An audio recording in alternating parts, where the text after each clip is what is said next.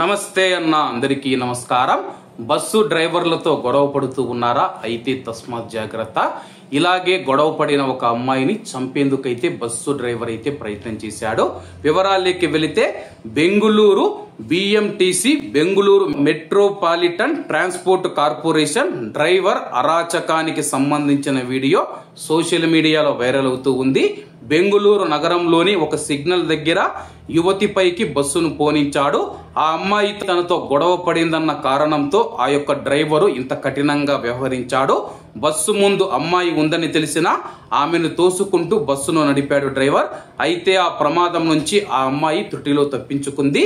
వివరాల్లోకి వెళితే KA 57F2046 number గల బస్సు డ్రైవర్ మే 23వ తేదీన చిన్నస్వామి స్టేడియం సిగ్నల్ వద్ద ఒక అమ్మాయిని ఢీకొట్టేందుకు ప్రయత్నించాడు. మ్యూజియం రోడ్డు నుంచి MG రోడ్డు వైపు వెళుతూ ఉన్న సమయంలో ఈ సంఘటన చోటు చేసుకున్నట్టు తెలుస్తూ ఉంది. ఈ ఘటనకు ముందు బస్సు డ్రైవరు అమ్మాయి మధ్య గొడవ జరిగింది. అందుకు కారణాలేంటనేది తెలియాల్సి ఉండగా బస్సు డ్రైవర్ తో గొడవ జరిగిన తర్వాత అమ్మాయి సిగ్నల్ వద్ద ఆందోళన చేపట్టేందుకు ప్రయత్నించింది.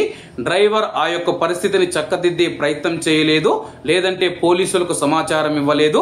పైగా అమ్మాయిని ఢీకొట్టేందుకు బస్సు నడపడంతో ఉద్దేశపూర్వకంగానే సదరు డ్రైవరు అమ్మాయి ప్రాణాలు తీసేందుకు ప్రయత్నించాడని స్పష్టంగా తెలుస్తూ ఉంది. మరోవైపు ఈ దుర్ఘటన పైన బెంగుళూరు వాసులు నిత్యం ప్రాణభయంతోనే కాదు, సురక్షితమైన బస్సు ప్రయాణ సౌకర్యాన్ని కూడా కోరుతూ ఉన్నారు. వీడియో ఆధారంగా బెంగుళూరు పోలీసులు కేసు నమోదు చేసి దర్యాప్తు చేస్తూ ఉన్నారు.